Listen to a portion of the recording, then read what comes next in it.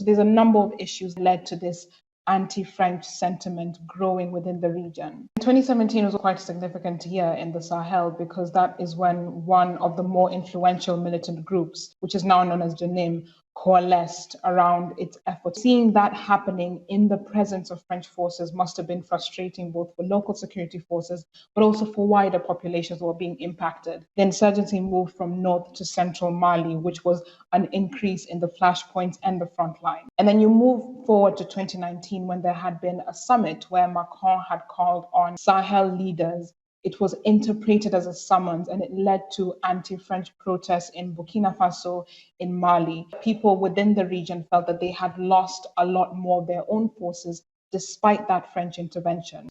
So when I talk about how the insurgency was moving in terms of front lines and that French response wasn't quite as adequate to counter that, it's what fueled that frustration.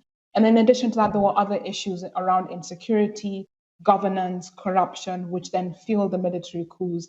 And these governments came in wanting to tackle insecurity, but also wanting to reset and put in security reforms, of which France was the biggest actor. And it led to that division and the eventual calls for the departure of French forces.